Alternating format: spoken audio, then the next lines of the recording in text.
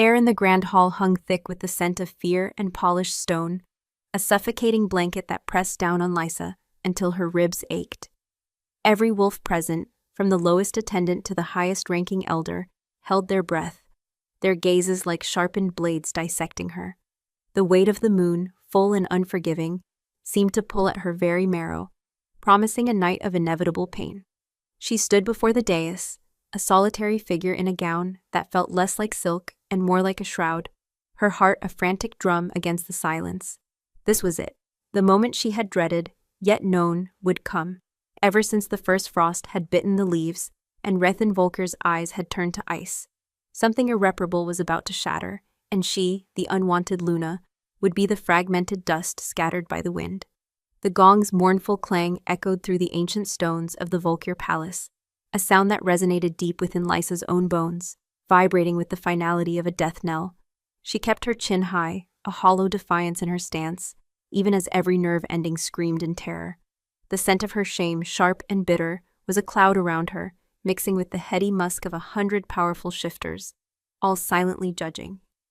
Each breath was a struggle, tasting of the metallic tang of fear and the dusty age of the hall itself. Her hands, despite her efforts to keep them still, trembled imperceptibly at her sides, betraying the turmoil churning beneath her composed exterior. Alpha King Rethan Volker stood on the dais, an imposing silhouette against the towering stained glass window depicting the pack's ancient lineage. He was a force of nature made flesh, his broad shoulders and formidable height casting a long shadow that seemed to engulf her completely. His dark hair, usually meticulously groomed, was slightly ruffled, as if he too had wrestled with the weight of this night. His face, usually a canvas of controlled power, was etched with a grim resolve that sent a chill colder than any winter wind through her veins.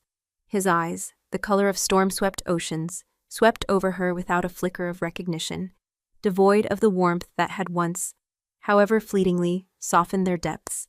He was a king, burdened by a destiny he carried with the weight of mountains, and she, Lysa Morin, was a flaw in his perfect tapestry, a weakness he could no longer afford. Lysa Morin, his voice boomed, deep and resonant, a sound that commanded obedience and struck fear into the hearts of lesser shifters. It was devoid of emotion, a pronouncement rather than an address, each syllable a hammer blow against her already fracturing spirit. You stand accused of unworthiness, unfit to bear the title of Luna, unsuited to stand beside the Alpha King. The bond, forged in a time of necessity, is hereby severed. By the decree of the Volker Alpha and by the will of the ancestors, you are banished from these lands. A collective gasp ripped through the hall, a wave of shock that Lysa felt more keenly than any physical blow. Though she had expected this, the words still tore through her, shredding the phantom threads of a bond that had never truly settled. Her hands clenched at her sides, nails biting into her palms, a desperate attempt to ground herself as the world tilted. The shame was a burning brand on her skin, searing deep, deeper than any wolf's bite. To be publicly shamed, to have her supposed unworthiness laid bare for all to witness, was a humiliation designed to break even the strongest spirit. The air grew heavy, thick with the silent condemnation of the pack, their collective disappointment a palpable weight on her shoulders. She could feel the heat rising in her cheeks, but she refused to let it show, clinging to the last vestiges of her pride. She didn't flinch, didn't move. She merely met his gaze, searching for a trace of the man she had once believed she knew, the man who had, on rare occasions, allowed a fleeting kindness to flicker in his eyes. There was nothing, only the cold, unwavering resolve of a king making a necessary, albeit brutal, decision. Her wolflessness, her inability to shift, had always been a silent accusation, a glaring inadequacy in a world where the wolf was everything. She was an omega by birth, a whisper of a shifter, her inner wolf a silent, dormant shadow that refused to answer her call, a constant source of profound self-loathing. To be Luna, to be the mate of the Alpha King, required a strength she simply did not possess. Rethan had been forced into this bond by an ancient pact, a political maneuver to unite fractured territories. He had never chosen her, and now he was correcting that mistake, severing the link that had always been more a burden than a blessing. The elders, cloaked in ceremonial furs, stepped forward, their faces grave, their movements slow and deliberate. Their eyes, ancient and knowing, seemed to pierce through her, seeing every flaw, every failure. They began the ancient severance ritual, their voices rising in a low, guttural chant that filled the hall, a primal song of undoing that echoed from the very foundations of the palace. A single sharp cut to her palm, the prick of the ceremonial blade surprisingly painful, a corresponding one to his, and the mingling of blood on a ritual stone. Lysa felt a phantom tearing, a visceral rending deep within her soul, even though the connection had always been tenuous, fragile, more a thread than a rope. It was the severance of a promise, the brutal cancellation of a future she had never truly believed in, yet had quietly, foolishly, hoped for. The scent of her own blood, metallic and raw, mingled with the scent of his, strong and dominant, a bitter farewell, a final, undeniable proof of what she was losing. When the ritual concluded, the elders stepped back, their faces impassive. Rethan lifted his hand, the small cut already healing, his gaze still fixed on her. "You are to leave by dawn," he commanded, his voice softer now, yet still carrying the chilling finality of his decision. "You may take nothing but what you wear. You are no longer of the Volker pack. You are no longer Luna. You are nothing." The last word, nothing, struck her with more force than the public accusation, more than the severance itself. It was a complete annihilation of her identity, a stripping away of every fragile thread that had connected her to this life, to him. It left her hollow, an empty vessel, echoing with the silence of what she was not. She turned slowly, her vision blurring, the faces of the court a sea of indistinct blurs, their judgmental eyes boring into her back. The silence that followed her movement was deafening, broken only by the rustle of her silk gown against the polished marble floor. Each step was a battle against the crushing weight of humiliation, a desperate effort to maintain a semblance of dignity. She could feel their eyes on her back, burning holes into her, branding her with the mark of the unwanted, the discarded. Out of the hall, down the long, echoing corridors she walked, her feet numb, her mind a blank slate of shock. The familiar tapestries, depicting glorious battles and triumphant lunas, now seemed to mock her. The scent of her own lingering shame was a constant companion, a ghost clinging to her. The cold night air outside the palace walls was a welcome shock, a harsh slap that cleared some of the fog, replacing the suffocating internal heat with an external chill that was almost a relief. She didn't look back. She couldn't. The palace, a symbol of power and belonging, now felt like a tomb, burying her alive. The moon, once a comforting presence, now felt like a mocking eye in the vast, indifferent sky, illuminating her solitary, shameful retreat. Lysa walked for what felt like hours, the city lights fading behind her, the familiar, well-trodden path giving way to a winding, overgrown trail that snaked deeper into the ancient forest. Her silk gown, once a symbol of her ill-fitting status, was now a cruel irony, ill-suited for the biting night air, offering no warmth against the creeping cold. Her thin slippers, designed for palace floors, offered little protection against the rough earth, the sharp pebbles biting into her soles with every step. The forest, usually a place of solace, now seemed to whisper warnings in the rustling leaves, the snapping twigs underfoot like a chorus of judgmental voices, mirroring the whispers she had endured for so long. She was utterly alone, an exile, a ghost of a Luna, cast out into a world that had no place for a wolfless Omega. The pain of the severance, now that the adrenaline of the moment had receded, began to settle in her chest, a dull, aching throb, a phantom limb of a connection that had never truly existed. It wasn't the searing agony of a true mate bond breaking, for theirs had never been that. It was the pain of a dream, however faint, dying. The quiet shame of being deemed unworthy gnawed at her, a constant whisper of inadequacy, a reminder of every whispered insult, every disdainful glance she had suffered. Rethan had done what he had to do. He was a king, and kings did not allow weaknesses to stand beside them. He had wanted a Luna who could lead, a wolf who could howl with the pack, a mate who could bear strong, shifter airs. Lysa was none of those things. She was a barren silence in a world of roaring life. She stumbled, catching herself against the rough bark of a towering pine tree, The sharp, clean scent of its resin, a momentary grounding force amidst the swirling chaos of her thoughts. Tears, hot and furious, finally broke free, tracing paths down her cold cheeks, a release that was both painful and cathartic.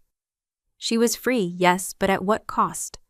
Stripped of her name, her status, her perceived future, she was adrift. A leaf torn from its branch, tossed into the unforgiving current of the unknown. The forest deepened around her, the canopy of ancient trees blocking out the moon, plunging her into near-complete darkness. A darkness that mirrored the void within her. The sounds of the wild, once familiar, now seemed menacing. The hoot of an owl, a predatory cry, the rustle of unseen creatures in the undergrowth, the distant howl of a lone wolf, a howl that sounded eerily like her own desolate, unspoken cry. Lysa pressed her back against the tree, sinking slowly to the ground, pulling her arms around herself in a futile attempt at warmth. Her body trembled, not just from the cold that seeped into her very bones, but from the raw, exposed vulnerability of her situation. She had no destination, no plan, no one. The thought was a cold, hard knot in her stomach, tightening with each labored breath. What was she now? A discarded relic, a forgotten whisper in the grand narrative of the Volker pack. She closed her eyes, trying to conjure Rethan's face, to understand the man who had banished her so easily, the man whose touch had once sent a shiver through her, a shiver she had foolishly mistaken for something more. But all she saw was the king, formidable and unyielding, his eyes devoid of emotion, a cold, hard stone. The night stretched endlessly before her, a canvas of black despair. Just as the chill began to gnaw at her very marrow, a new scent drifted on the wind, subtle yet distinct, cutting through the damp earth and pine needles. It was not the familiar scent of the Volkir lands, nor the wild, untamed aroma of the deep forest creatures. It was something else entirely, a complex blend of damp earth, distant wood smoke, and a powerful, unknown wolf, a scent that carried an undeniable aura of raw, untamed power, almost like lightning held captive. It was foreign, intriguing, and utterly terrifying in her current defenseless state. She tensed, her senses on high alert, even as her body screamed for rest, for oblivion. Was it a rogue, a hunter, or something far more dangerous, something that would recognize her vulnerability and claim her as easy prey? The thought was barely formed when a low, guttural growl vibrated through the ground, closer than she dared imagine, followed by the heavy thud of paws on soft earth, growing steadily louder. Lysa's breath hitched, her heart leaping into her throat, a frantic bird trapped in a cage. She was not alone, and the presence looming in the darkness felt less like salvation and more like the end. The guttural growl vibrated through the earth, echoing in Lysa's chest, a sound born of primal power that left her frozen in terror. Her heart hammered against her ribs, a frantic, desperate rhythm that felt deafening in the sudden, profound silence that followed the growl. Every muscle in her body locked, a deer caught in the headlights of an apex predator. The new scent, that intoxicating, terrifying blend of ancient forest, distant storm, and something uniquely potent, intensified, filling her lungs until she felt she might choke on it. Shadows shifted, coalescing into an impossibly large form emerging from the deeper gloom beneath the pines. He stepped into the sliver of moonlight, filtering through the dense canopy, and Lysa's breath caught in her throat. He was a wolf, yes, but unlike any she had ever seen. His fur was the color of midnight, sleek and powerful, rippling with muscle beneath the moonlight. His eyes, glowing embers in the darkness, fixed on her with an intensity that seemed to strip her bare, seeing past her silk gown and shattered dignity to the raw, vulnerable core of her being. He was immense, a creature of myth, his presence radiating an aura of untamed wilderness and ancient strength that made Rethan Volkir, for all his power, seem almost civilized. This was not merely an alpha, this was a king of the wild, a force that bent the forest to its will. He took another slow, deliberate step, his heavy paws barely disturbing the fallen leaves. The scent of him washed over her, a dizzying concoction of damp earth, a faint metallic tang like a distant storm, and something else, something deep and resonant, like the roots of the oldest trees. It was the scent of Alpha King Iseverkine, though Lisa, in her terror, did not yet know his name. She only knew instinct, and instinct screamed for her to run, to hide, to disappear. But her body refused to obey, rooted to the spot by a fear so profound it bordered on paralysis. He paused just a few feet from her, his massive head tilting slightly, his gaze unwavering. There was no immediate aggression in his posture, no baring of teeth, yet the sheer power emanating from him was overwhelming, a suffocating weight that pressed her further into the rough bark of the pine tree. His nostrils flared, drawing in her scent. The fear, the lingering bitterness of her banishment, the faint, almost imperceptible whisper of her wolflessness. She felt utterly exposed, her deepest vulnerability laid bare before this magnificent, terrifying creature. A low rumble vibrated in his chest, not a growl of menace, but a sound of deep contemplation, almost curiosity. Then, in a seamless, fluid motion, he shifted. The transformation was breathtaking, violent, and utterly primal. Bone and muscle twisted, fur receded, and in moments, the colossal wolf was replaced by a man. He was as imposing in human form as he was in wolf. Tall, broad-shouldered, with a lean, sinewy build that spoke of raw strength. His hair was as black as his wolf's fur, falling around a face that was strikingly handsome, yet rugged, marked by a faint scar tracing a line from his temple to his jaw, a testament to battles fought and won. His eyes, the same glowing amber, held a piercing intelligence, a depth that was unsettling. He wore simple, dark leather trousers and a tunic, clothes that seemed to cling to his powerful physique with an almost predatory grace. His scent, though slightly muted, was still overwhelming, wrapping around her, claiming the air she breathed. "You are far from your lands, little Omega." His voice was a low growl, a rich baritone that resonated with power, sending shivers down her spine that had nothing to do with the cold.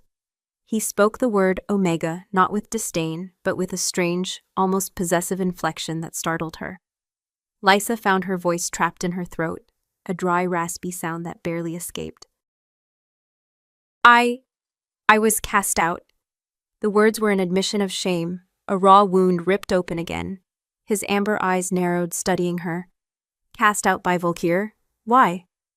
There was no judgment in his tone, only a detached curiosity that was almost more unnerving than anger. "Unworthy," she whispered, the word a poison on her tongue. "Wolfless? Barren, not fit to be Luna." Her gaze dropped, unable to meet his intense stare. The humiliation of the grand hall washed over her anew, making her tremble. He stepped closer, and Lisa instinctively flinched, pressing herself harder against the tree. He stopped, respecting her space, but his presence was a heavy cloak around her. He reached out a hand, calloused and strong, and gently lifted her chin, forcing her to look at him. His touch, though firm, was surprisingly gentle, sending an unexpected jolt through her. It wasn't the cold, dismissive touch of Rythan. It was something else, something primal. "Wolfless, perhaps," he murmured, his thumb brushing lightly over her jawline, sending a tremor through her. "But not unworthy. There is a strength in silence, little one, a different kind of power." His gaze was unnervingly direct, as if he saw something in her that no one else ever had. And barrenness, that is often a matter of perspective, or simply a choice of the fates. Lisa stared at him, bewildered. No one had ever spoken to her like this, not since her childhood. Everyone had seen her lack, her deficiency, but he saw something else. His thumb traced the curve of her cheekbone, a lingering touch that was both a comfort and a terrifying claim. The scent of him deepened, wrapping around her, and for the first time since her banishment, a strange, unfamiliar warmth began to spread through her chest, pushing back against the icy grip of despair. It was confusing, intoxicating, dangerous. What are you?" she managed to ask, her voice barely a whisper. A faint, almost imperceptible smirk touched his lips, a flash of something feral and ancient.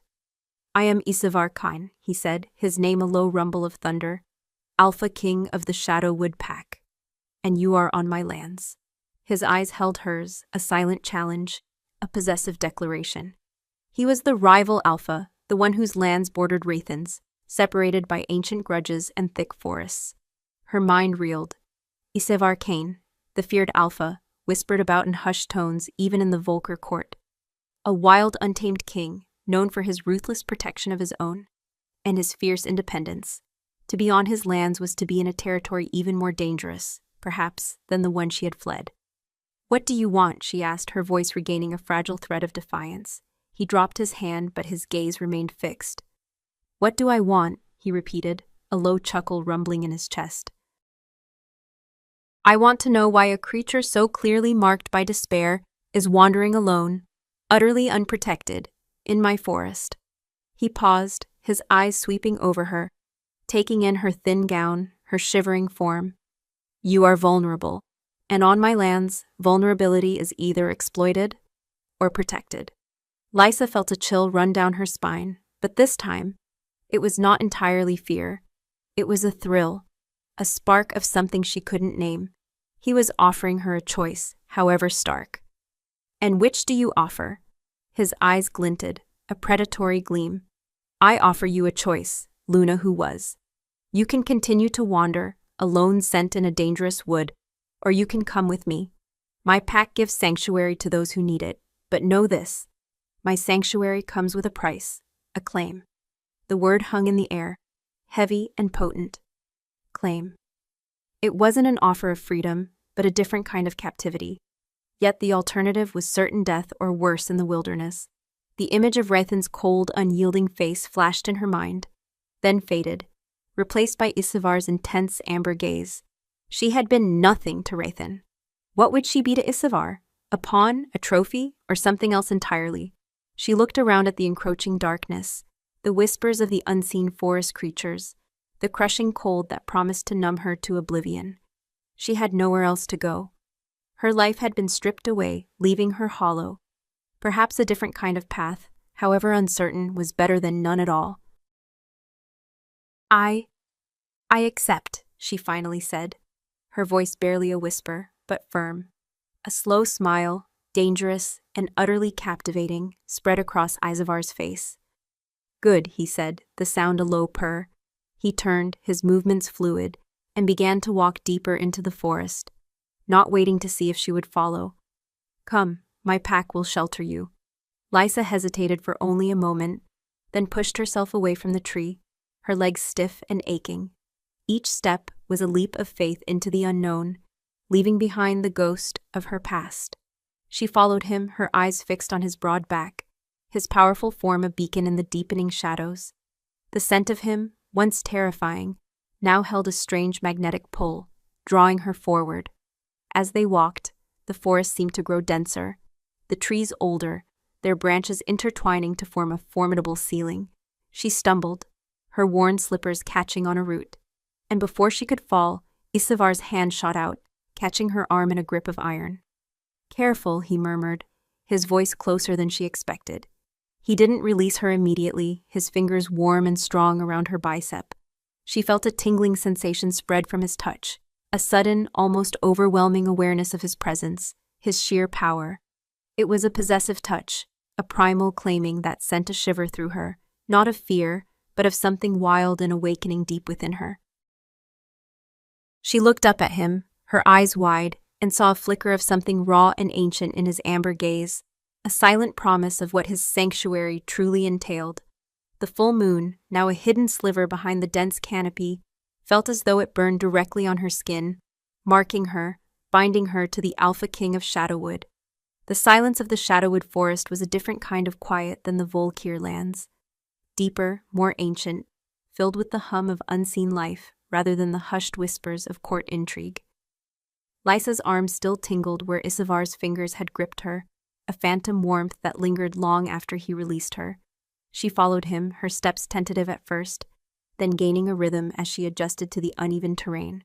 The air grew colder, but the internal chill of despair that had plagued her since the banishment began to recede, replaced by a strange mix of apprehension and a nascent, unsettling curiosity. Isevar moved with the effortless grace of a true predator, his broad shoulders cutting through the dense undergrowth, seemingly impervious to the grasping branches and thorny bushes. He didn't speak, but his presence was a constant, powerful hum in the air around her, a primal symphony that commanded attention. Lysa found herself studying him, observing the ripple of muscles beneath his tunic, the way his dark hair caught the sparse moonlight, the silent, watchful intensity of his profile. He was a stark contrast to Rethan, whose power was carefully cultivated, polished by generations of royalty. Isavar's power felt raw, inherent, as untamed and ancient as the forest itself. After what felt like an eternity, but was likely only an hour or two, the trees began to thin slightly, revealing a clearing bathed in the pale glow of the hidden moon. Nestled within this clearing was a settlement unlike any she had ever seen. Instead of grand stone buildings, there were dwellings carved directly into the colossal ancient trees, their branches forming natural roofs, their roots weaving together to create sturdy foundations. Firelight flickered from numerous openings, casting dancing shadows that made the whole village seem alive, breathing. The scent of wood smoke, roasted meat, and dozens of powerful, unfamiliar wolves filled the air, a heady, earthy aroma that was both welcoming and intimidating. As they approached, figures emerged from the tree dwellings, their movements fluid and silent. They were shifters, their eyes glowing faintly in the dim light, their postures alert. They watched Lysa with a mixture of suspicion and curiosity, their gazes assessing, evaluating. She felt her humiliation resurface, knowing they could undoubtedly smell the lingering scent of her banishment, the mark of the unwanted.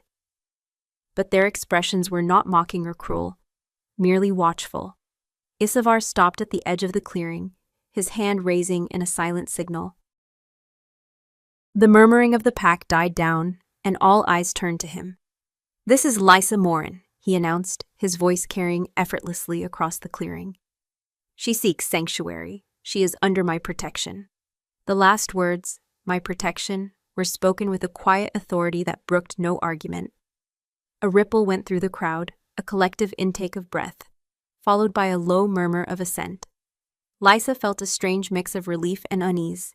She was safe for now, but at what cost? This was Isavar's claim, not hers. A woman with eyes as sharp as Isavar's, though a softer shade of amber, stepped forward. Her hair was braided intricately with feathers and beads, and she wore practical leather clothing. "Welcome, Luna who was," she said, her voice surprisingly gentle, yet with an underlying strength. "I am Thea, the pack's seer. Come, you look weary." Lysa nodded, grateful for the unexpected kindness, and followed Thea towards one of the larger tree dwellings. As she passed, some of the pack members offered quick, respectful nods, while others simply watched, their expressions unreadable.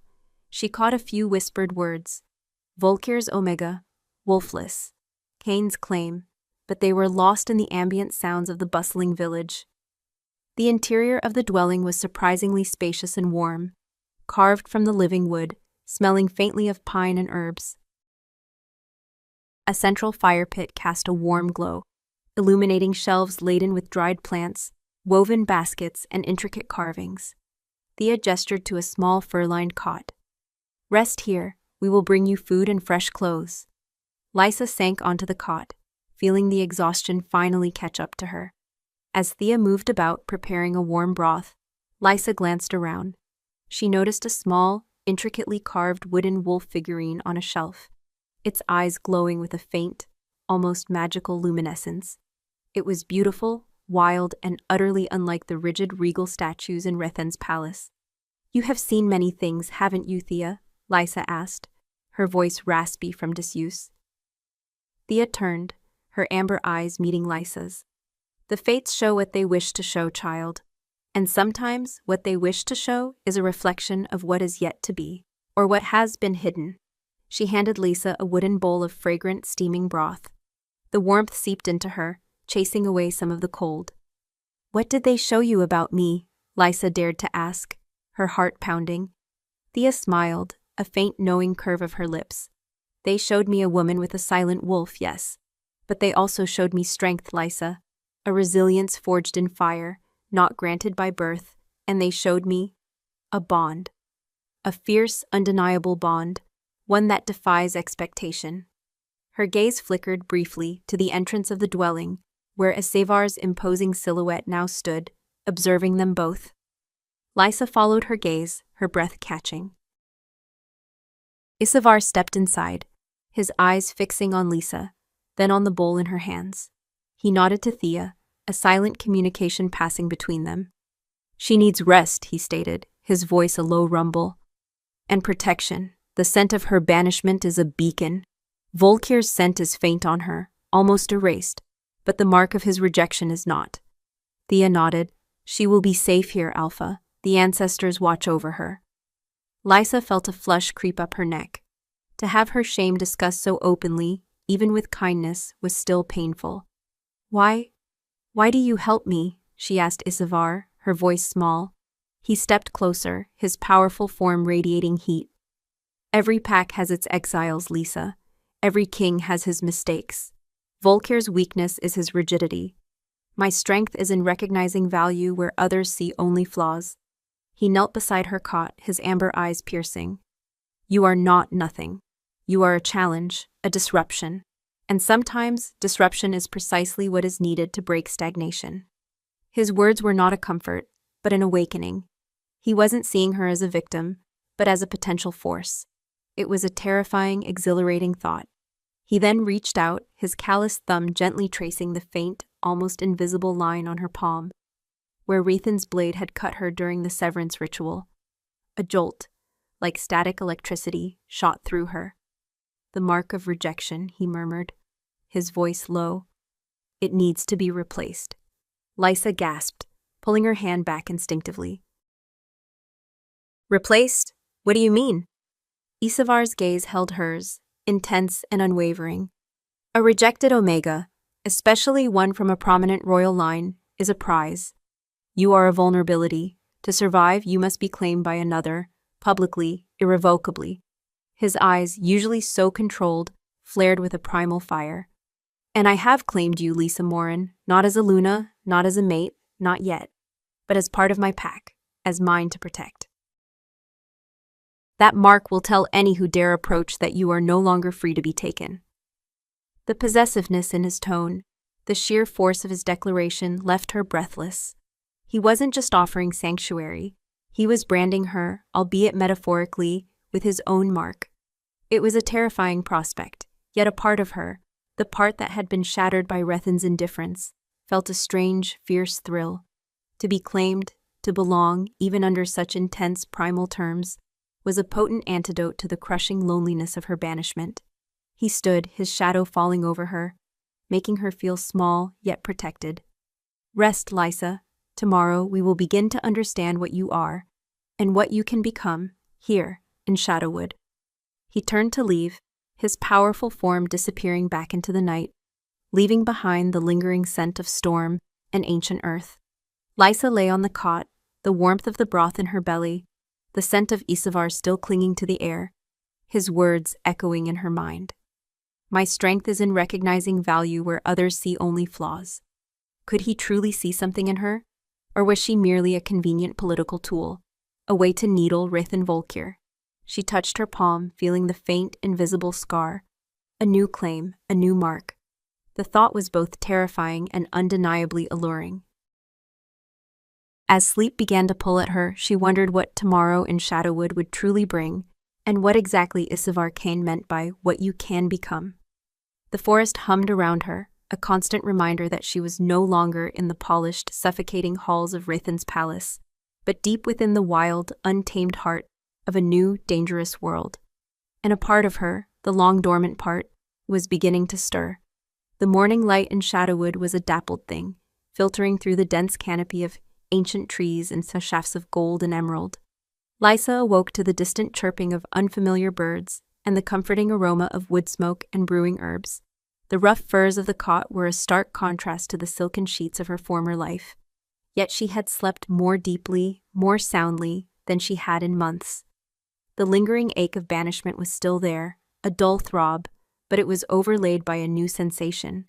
A nascent curiosity, a fragile hope that bloomed in the wild, untamed air. Thea was already tending the fire, her movements quiet and efficient.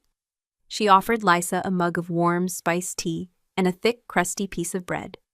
"Sleep well, Luna who was?" she asked, her amber eyes twinkling with a knowing light. Lysa took a cautious sip of the tea, its warmth spreading through her. Better than I have in a long time, Thea. Thank you. She looked around the dwelling, noticing more details in the brighter light. Intricate carvings on the walls depicting wolves, stags, and ancient symbols she didn't recognize. This place, it's different. Not like Volkir lands. Thea chuckled softly. We are of the wild, child. We respect the forest, live with it, not against it. Our strength comes from our roots, from the earth itself. She sat opposite Lysa, her gaze steady.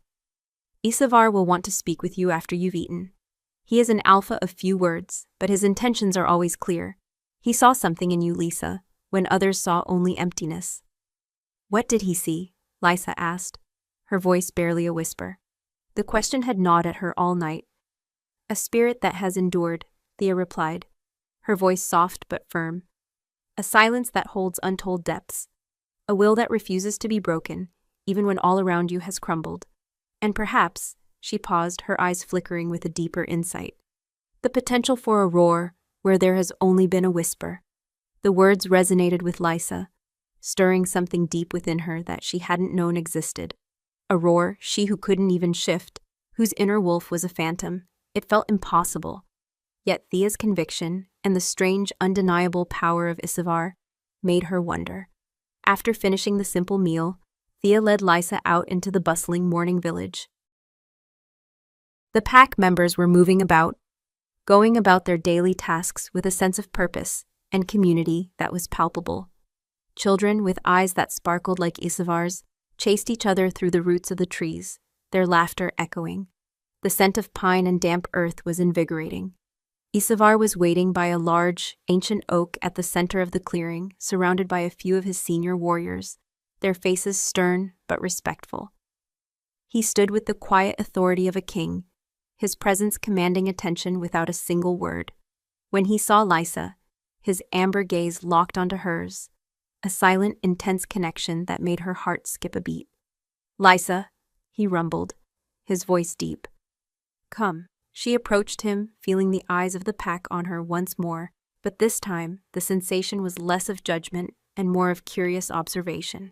She stood before him, her chin high, a fragile shield against her inner turmoil. You were called wolfless, Isavar began, his gaze piercing. Yet you survived the night in the deep forest alone, without protection, without a shift to guard you. How? Lysa swallowed, searching for the truth. I don't know. I just walked. I didn't feel cold until I stopped. There was just, a stillness, a determination to keep moving. He nodded slowly, a thoughtful expression on his rugged face. And your wolf? Is it truly silent? Always, she admitted, the shame a familiar ache, since I was a child. I've never shifted, never heard its voice. It's just an emptiness. Isavar stepped closer, his scent enveloping her, a potent blend of earth, storm, and his unique musk. He reached out, and this time Lysa didn't flinch. His fingers, warm and strong, settled on her neck, just beneath her jaw, his thumb brushing over her pulse point. A jolt, more profound than before, shot through her, making her gasp. It was a current of pure raw energy crackling through her veins. Look at me, Lysa, he commanded, his voice low, almost a whisper, but filled with an undeniable force. She met his gaze, and in his amber eyes, she saw not judgment, but a caught of fierce, unwavering belief. He was looking into her, searching for something no one else had bothered to find. There is no emptiness within you, he stated, his voice absolute. There is a deep river, Lysa, hidden, suppressed, but not empty. Your wolf is not silent. It is simply sleeping, and it has been waiting for a reason to wake. His words struck her with the force of a physical blow, yet it was not painful. It was electrifying, shattering the long-held belief of her own deficiency. Her breath hitched. Could it be true? Could there be more to her than the broken Omega everyone perceived? He removed his hand from her neck, but the warmth of his touch lingered, a brand on her skin. Thea will work with you, he continued, addressing his pack. She will guide you. We will help you find what has been hidden, But know this, Lysa. The Shadowwood Pack does not tolerate weakness. We cultivate strength. You will work, you will learn, and you will find your place, or you will find yourself in the wilderness once more. His gaze hardened, a flash of the ruthless alpha, reminding her of the stakes. My protection is not a charity. It is an investment. Lysa felt a surge of unexpected determination. He wasn't offering pity. He was offering a path, albeit a challenging one. I understand, Alpha King, she said, her voice stronger than she expected. I will not be a burden. A flicker of approval, almost a ghost of a smile, crossed Isavar's lips. Good. He turned and with a few terse words, began to address his warriors, discussing patrols and resource allocations. He was a king, always aware of his duties, always protecting his own. Thea stepped forward, her hand gently touching Lysa's arm. Come, Lisa, we have much to do. For the next few weeks, Lisa's life was a whirlwind of new experiences. Thea guided her through the daily rhythms of the Shadowwood Pack, teaching her about their herbal remedies, their hunting practices, their deep reverence for the forest and the ancestors. Lysa learned to gather, to prepare meals over an open fire, to mend clothes with rough threads. Her soft palace hands grew calloused. Her muscles, once unused, began to ache with satisfying fatigue. She was taught basic self-defense, learning to move with a quiet grace she hadn't known she possessed. She spent hours with Thea, meditating in sun-dappled clearings, listening to the whispers of the wind, trying to connect with the silent wolf within. Thea believed her wolf was bound by something, a trauma or a deep-seated fear, rather than simply absent. Slowly, tentatively, Lysa began to feel flickers of something, a faint warmth in her chest, a distant echo of primal energy. It was fleeting, like trying to catch smoke, but it was there. Isavar was a constant yet distant presence. He would observe her during her training, his amber eyes following her movements, assessing her progress. Sometimes she would catch his gaze across the clearing, and a jolt would run through her, a silent current of raw, undeniable attraction that was both terrifying and exhilarating. He never touched her again as he had that first night, but his presence alone was a powerful force, drawing her in, challenging her. One evening, as the moon climbed high, painting the forest in silver, Lysa sat by the communal fire, listening to the quiet conversations of the pack. She felt a profound sense of belonging, a feeling she had never experienced in Rethan's opulent palace. She was no longer nothing. She was Lysa, a woman learning to find her strength, learning to hear the faint echoes of her own dormant power. Suddenly, a low growl rippled through the clearing, a sound that made every shifter tense. Isavar, who had been speaking with his beta, turned sharply, his eyes glowing. The scent of a foreign wolf, aggressive and unwelcome, permeated the air. It was a Volker scout, bold and arrogant, standing at the edge of the clearing, his eyes wide with surprise, as he took in the sight of Lysa among the Shadowwood Pack. Lysa Morin, the scout exclaimed, his voice laced with disbelief and malice. You were banished. What sorcery is this? Before Lysa could react, Isavar was there, a blur of motion, his powerful form blocking the scout's path, radiating pure, untamed rage. His eyes were molten gold, his muscles coiled, ready to strike. The air crackled with tension, the sudden silence heavy with impending violence. You trespass, Isavar growled, his voice a low, dangerous rumble that sent shivers down Lisa's spine, a sound of absolute command. And you dare to speak to one under my protection without my leave? He paused, his gaze sweeping over Lysa, then settling back on the terrified scout. This woman is no longer Volker's Omega. She is of Shadowwood. She is mine. With those words, Isavar's hand shot out, grabbing the scout by the throat.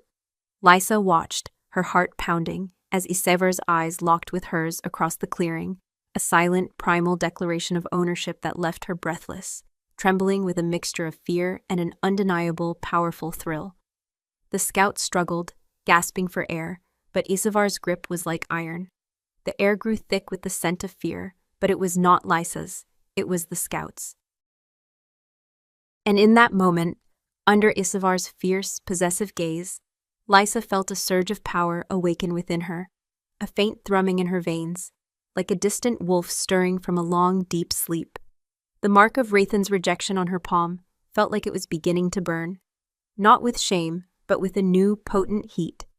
The scout's terrified gasps were the only sounds piercing the suffocating silence of the shadowwood clearing.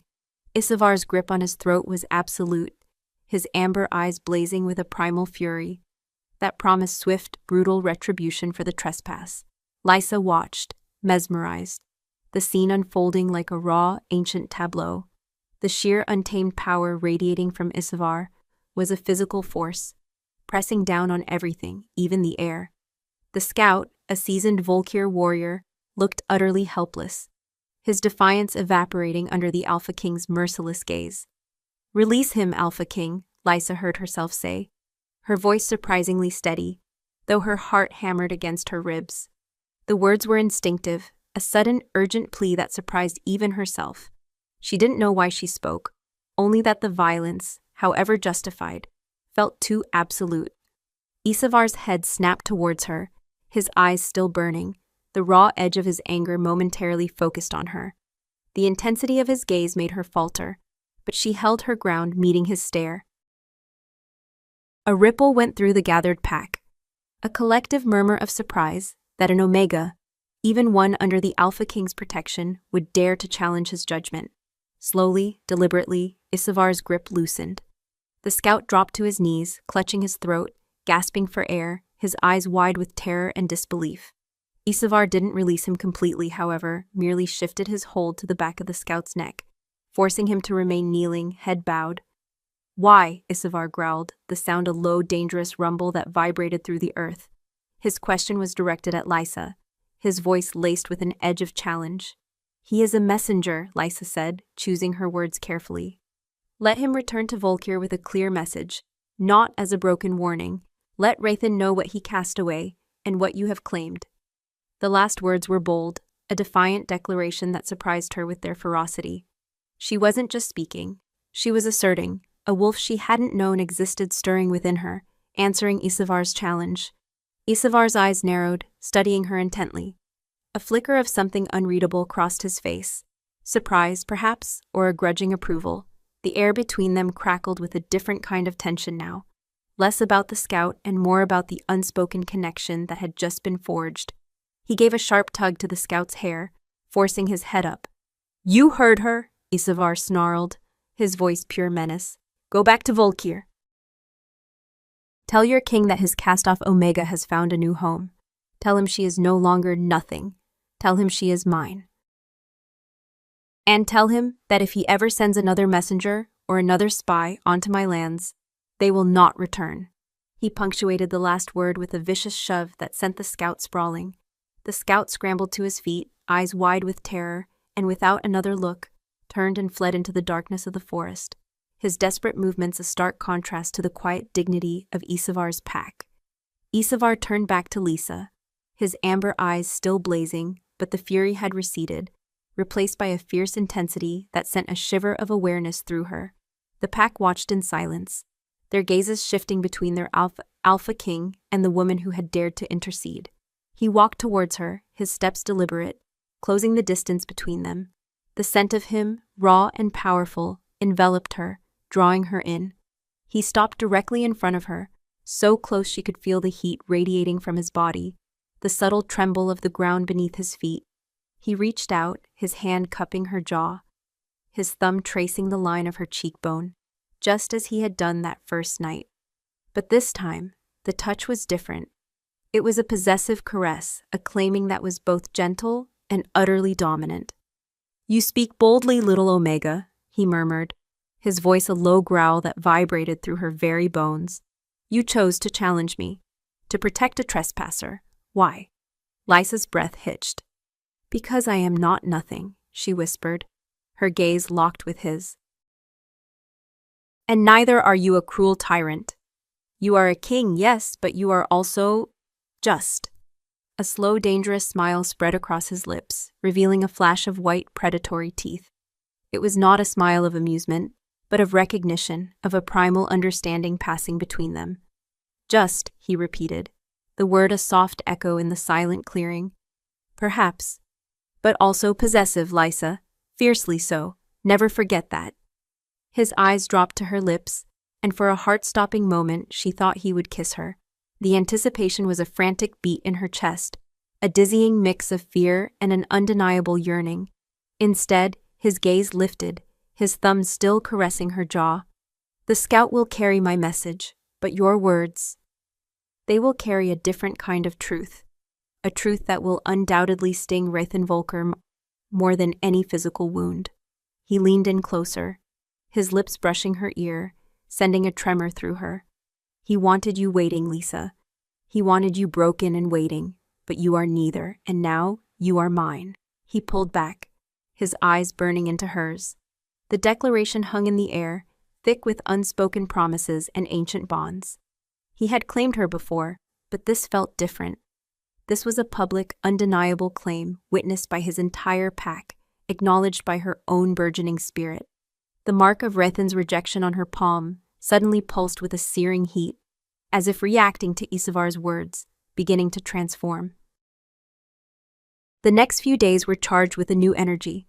The pack, having witnessed Isavar's fierce claim, treated Lysa with a newfound respect, a deference that was both comforting and intimidating. They saw her not just as the Alpha King's protected, but as someone who had a voice, someone who could even influence their powerful leader. Thea continued her lessons, but knew with a heightened sense of urgency, sensing the shift within Lysa. During one of their meditations, as Lysa focused on the deep river Isavar had spoken of, she felt a stronger tremor in her chest, a powerful yearning, an unfamiliar warmth blossoming from her core.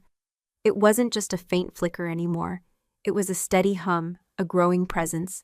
She could almost taste the wildness, smell the damp earth, hear the distant howl of her own wolf trying to break free. "It is waking, Lysa," Thea whispered, her eyes closed, her hand resting gently on Lysa's arm. "The Alpha King's claim has stirred it. Your own defiance has given it strength. It sees a protector, a challenge, a purpose." Lysa felt a tear escape, tracing a hot path down her cheek. The truth of Thea's words resonated deep within her.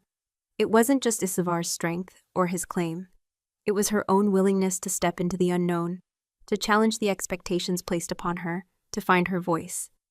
That evening, as the pack gathered for their communal meal, Isavar approached Lysa. He held a small, intricately carved bone pendant, shaped like a howling wolf with amber eyes.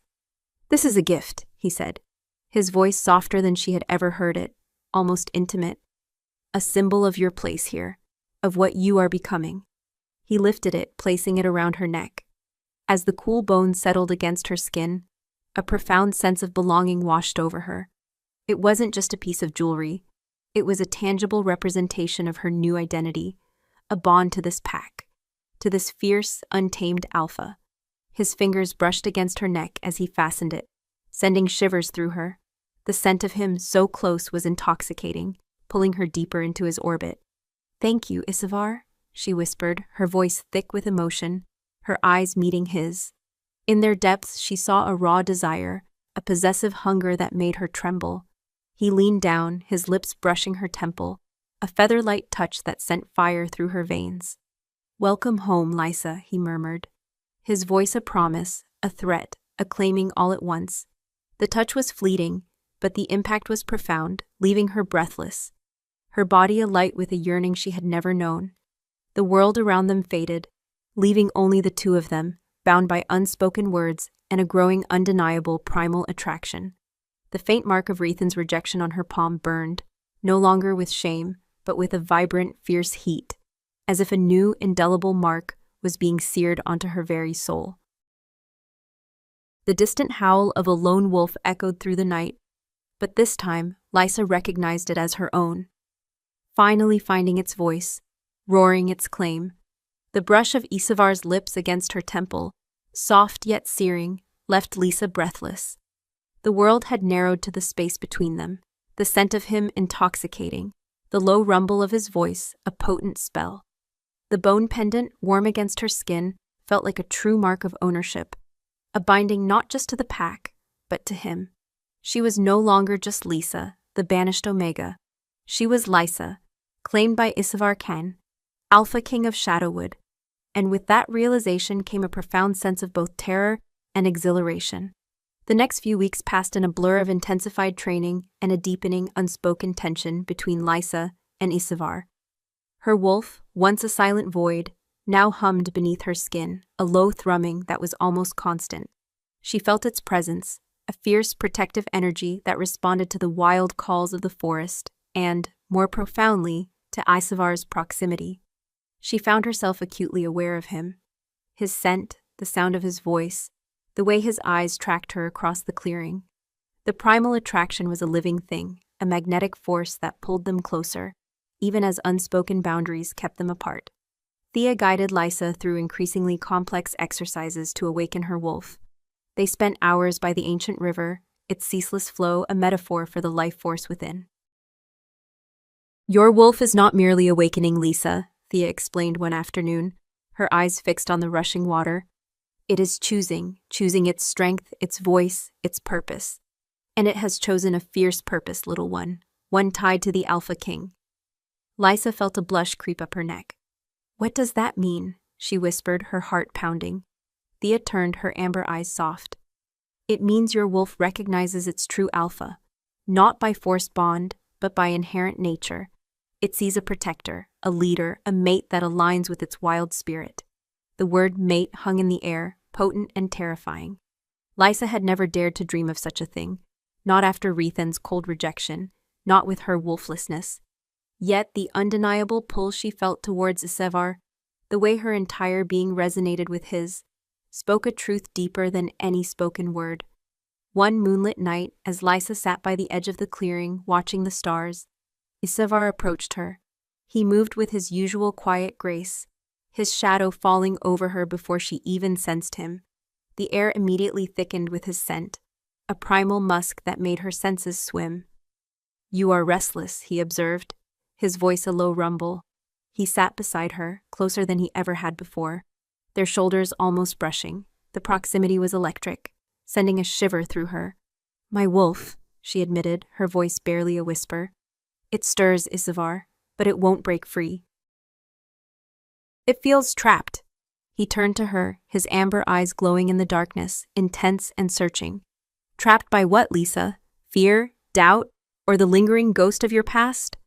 "All of it," she confessed, her voice cracking. "The shame of Rethan's rejection, the fear that even if my wolf wakes, it won't be enough, that I will still be found wanting." Isavar reached out, his calloused hand settling on her cheek, his thumb gently caressing her skin. This time, there was no jolt of surprise, only a deep, profound sense of rightness. His touch was a balm, a comforting weight that anchored her. "He was a fool," Isavar murmured, his voice rough with an emotion she couldn't quite decipher. He saw only what was convenient for his crown, not what was true for his soul. He failed to see the fire beneath the ash, the storm beneath the calm. His words, so fiercely protective, so utterly confident in her hidden strength, shattered the last vestiges of Rethan's cruel pronouncement. Tears welled in Lisa's eyes, not of sadness, but of profound relief and gratitude. She leaned into his touch, her heart aching with a yearning she could no longer deny.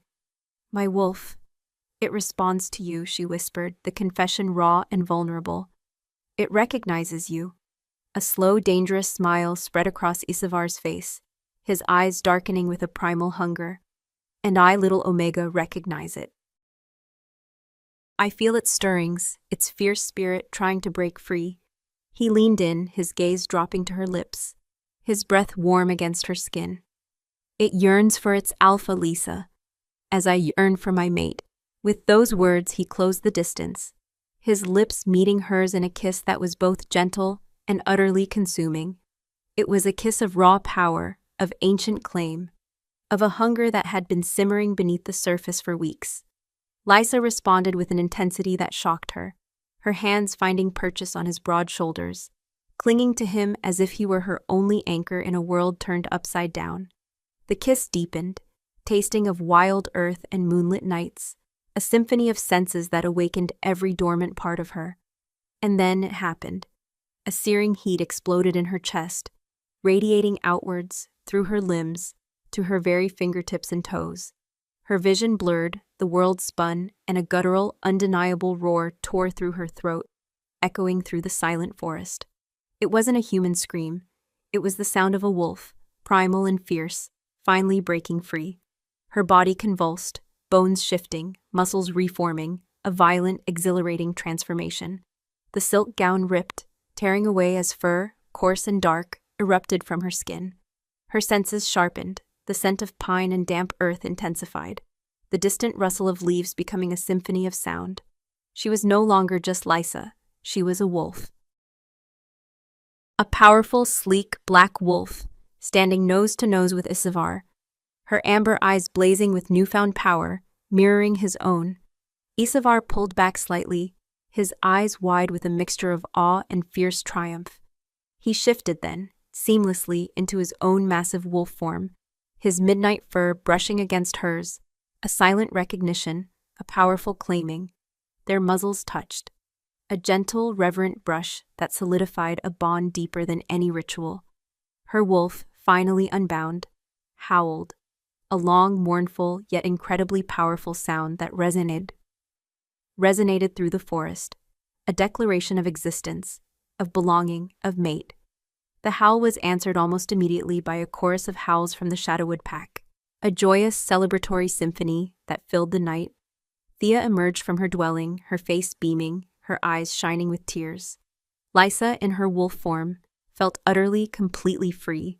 The shame, the humiliation, the emptiness, all of it had vanished, replaced by a surge of raw power, an undeniable connection to the earth, to the pack, and to the magnificent wolf beside her. She had been reborn, remade in the heart of the wild. Isavar nudged her gently with his snout, a silent invitation. She followed him deeper into the forest, running side by side, their movements synchronized, a perfect harmony of two powerful wolves. The moon, now visible through a clearing, cast their shadows long and intertwined, a symbol of their unbreakable bond. But as they ran, a new scent, faint yet distinct, drifted on the wind. It was the scent of Volkir, accompanied by the metallic tang of fear and something else, something cold and calculating.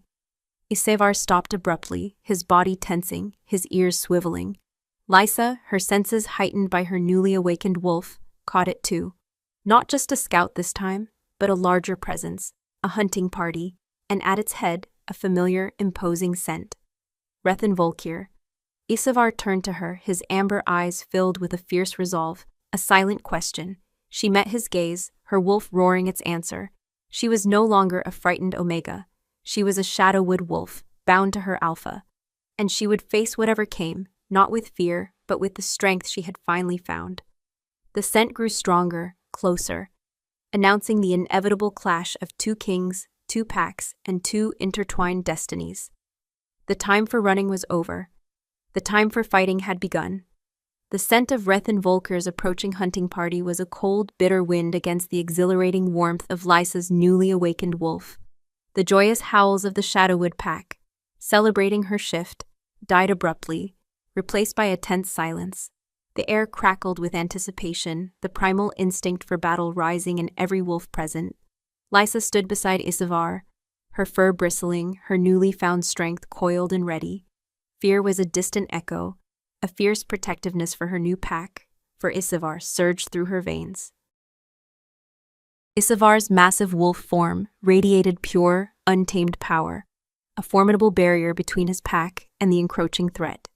He let out a low, guttural growl, a warning that vibrated through the very roots of the ancient trees. His beta and lead warriors immediately shifted, forming a protective line behind him, their eyes glowing with fierce loyalty. Thea stood further back, her gaze fixed on Lysa, a silent encouragement passing between them. The Volkir hunting party emerged from the dense undergrowth led by Rethin himself. He was in his human form, clad in dark, practical leathers, his face grim and unyielding. Behind him were a dozen of his elite warriors, their eyes cold and sharp, their stances predatory. The air thrummed with the clash of two dominant forces, two opposing ideologies of power and belonging. Rethan's eyes, the color of storm-swept oceans, immediately found Lysa. For a fleeting moment, a flicker of something unreadable, shock perhaps, or disbelief, crossed his face as he took in her wolf form. Her sleek black fur, her blazing amber eyes, so unlike the timid Omega he had banished. He had expected a broken woman, wandering lost. He found a formidable wolf, fiercely aligned with his rival. "Isavar Kane," Rithan's voice boomed, cutting through the tension. "You trespass on my authority. You harbor a banished Omega, a wolfless, barren failure, in blatant defiance of my decree. Hand her over, and this trespass may be forgiven." Isavar shifted back to his human form, his movements fluid and powerful, his dark hair falling around his scarred face. He stood tall and unyielding, a stark contrast to Rethan's more refined, regal bearing. "Rathan Volker," Isavar's voice was a low growl, laced with dangerous amusement. "You speak of a banished Omega. I see a Luna, reborn in the heart of the wild, and claimed by this land, by this pack, and by me." He gestured to Lisa, his hand resting briefly on her head, a silent reaffirmation of his claim. Lysa, still in her wolf form, felt a surge of pride, a fierce loyalty to Isavar that eclipsed all past fears. She met Rethan's gaze directly, her amber eyes unwavering. His face hardened, the initial shock giving way to a cold, burning rage.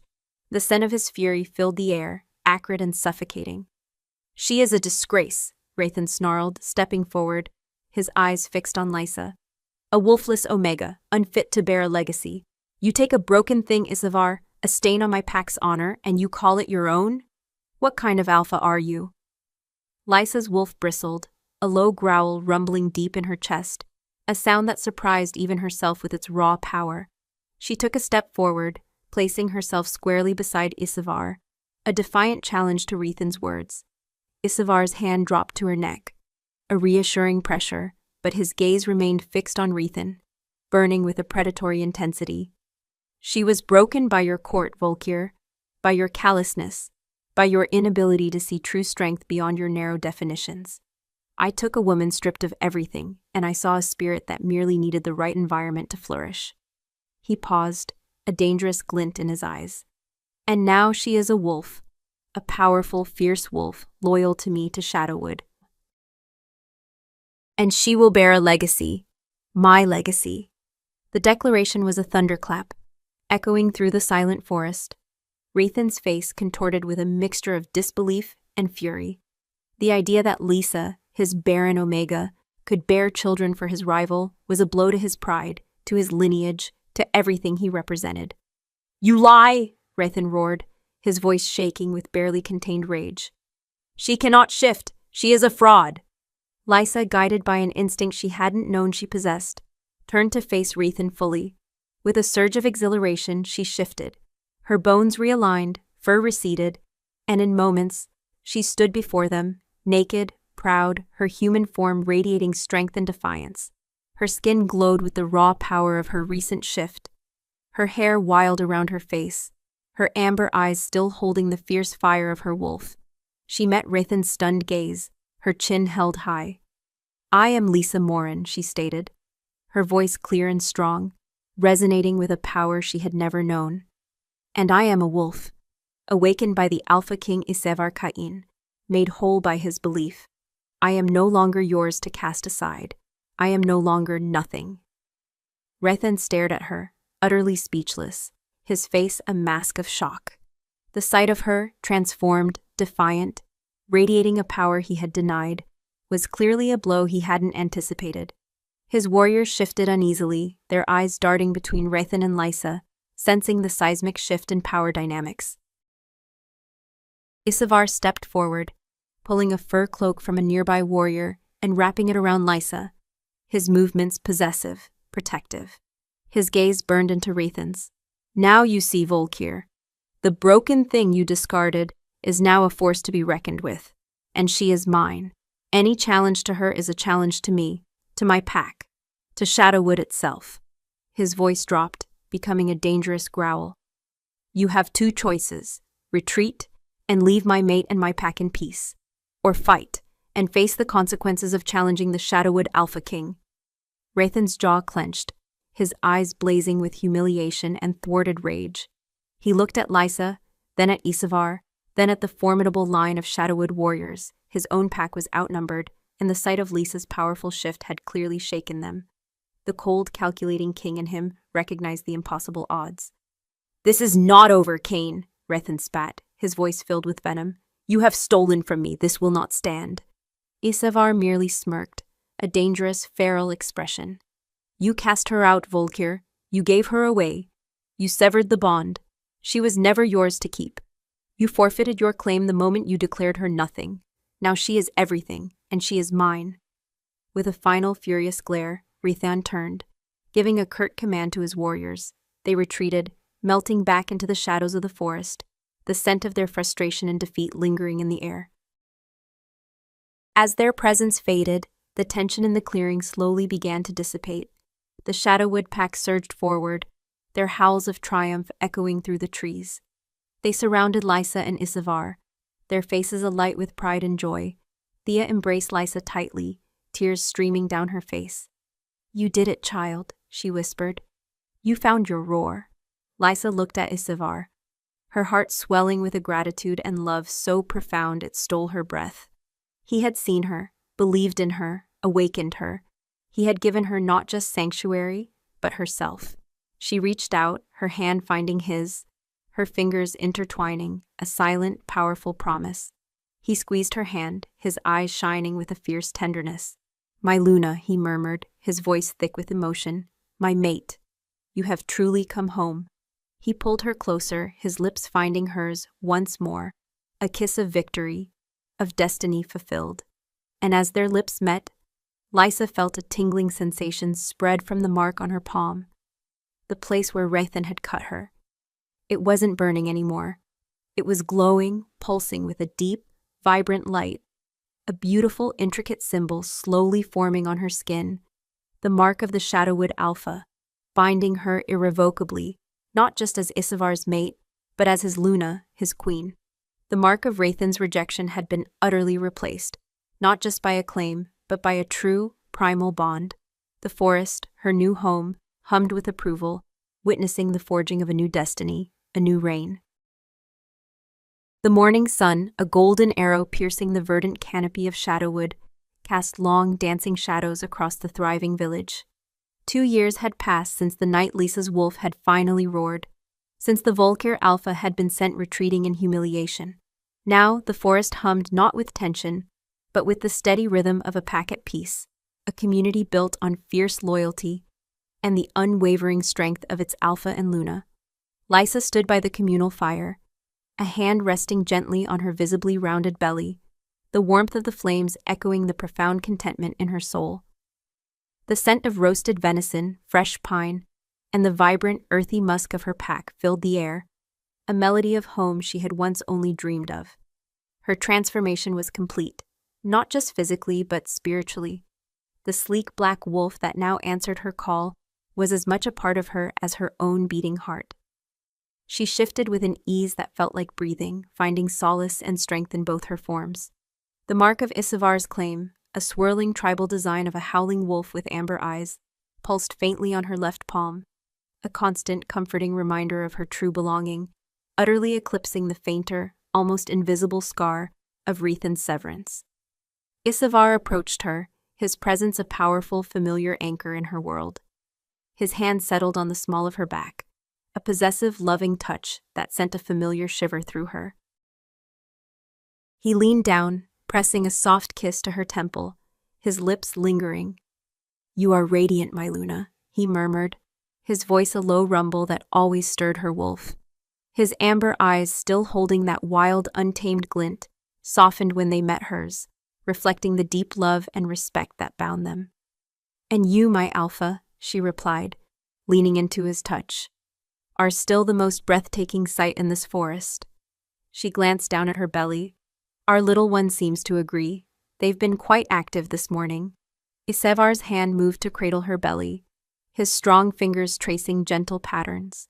A rare, unguarded smile touched his lips, transforming his rugged features. "A future Alpha or Luna, strong and true, born of Shadowwood and our bond," he mused, a profound joy in his eyes. The thought of their child, a tangible manifestation of their love, and the proof of her fertility, was a triumph that resonated deep within the pack. Thea joined them, her ancient eyes twinkling with warmth. The ancestors smile upon you both. This child will be a bridge, Lysa, a testament to a love that defied all expectations. She squeezed Lisa's hand. You were never barren, child. You were merely waiting for the right soil to bloom. Lysa looked at Thea, her heart full. Thea had been more than a seer. She had been a mentor, a confidant, and a friend. It was under Thea's patient guidance that Lysa had unraveled the layers of shame and fear that had bound her wolf, ultimately finding her true self. The Shadowwood Pack had flourished under Isevar's and Lysa's shared leadership. Lysa, with her newfound voice and strength, had become an integral part of the Pack's decisions, her unique perspective often balancing Isevar's primal instincts. She mediated disputes, organized community projects, and helped nurture the younger wolves, who looked up to her with awe and affection. She wasn't just Isevar's mate. She was their Luna, respected and adored. The days of being nothing were a distant, fading nightmare. News from the Volkir lands still reached them, carried by wary traders and occasional, less hostile scouts. Rethan Volkir's reign, though still powerful, had been subtly weakened by the public humiliation he endured when Lysa, his unworthy Omega, had not only thrived but found her wolf and claimed a rival Alpha.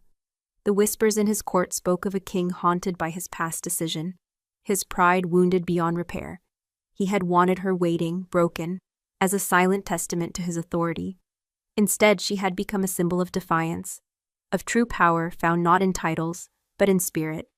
He had never taken another Luna, his inability to move past Lysa's betrayal, leaving him isolated, a powerful king without a true queen. The irony was a bitter pill for him, a quiet triumph for Lysa. One crisp autumn afternoon, Lysa, in her wolf form, ran through the forest with Isevar, their movements a seamless dance. The freedom of the run, the wind whipping through her fur, the shared silence with her mate, filled her with boundless joy. Her wolf felt strong, agile, completely attuned to Isevar's. They stopped by a hidden waterfall, its spray misting the air, creating a shimmering rainbow. Isevar shifted first, his human form emerging with breathtaking grace. Lysa followed, her skin tingling from the shift, the cool air a refreshing caress. She stood before him, her eyes shining, her heart overflowing. I still remember that night, she said softly, her voice carrying over the roar of the waterfall. The terror, the cold, the complete despair. I thought I was truly nothing. He stepped closer, gathering her into his arms, his embrace strong and secure. You were never nothing, Lysa, he murmured, his lips pressing against her hair. You were simply waiting to be seen, to be truly chosen. And my wolf chose you the moment he scented you, lost and defiant, in his forest. She leaned her head against his chest, listening to the steady, reassuring beat of his heart. And my wolf, she confessed, her voice thick with emotion, chose you before I even knew I had a voice to speak it. You saved me, Isevar, not just from the wilderness, but from myself. He pulled back slightly, his amber eyes searching hers, filled with a deep, abiding love. We saved each other, my Luna. You taught me that strength is not just in might, but in spirit. You softened the edges of my wildness, and in turn, I helped you find yours. He kissed her then, a tender, profound kiss that sealed their bond, a silent promise of forever. It was a kiss that tasted of freedom, of home, of a future filled with love and laughter. As they walked back towards the village, hand in hand, the golden light of the setting sun painted the forest in hues of warmth and hope. Lysa felt the stirrings of life within her, the gentle flutter of their child, a new beginning. She was no longer the banished Omega, the wolfless disgrace. She was Luna of Shadowwood, mate to its fierce Alpha, a wolf reborn, a queen in her own right. Her journey had been one of heartbreak and triumph, of finding light in the deepest shadows, and of discovering that true belonging was not granted by others, but forged within oneself, then fiercely claimed by love. The wind whispered through the ancient trees, carrying their story, a legend woven into the very fabric of the forest, a testament to the undeniable power of a primal bond. Their reign and their love had just truly begun.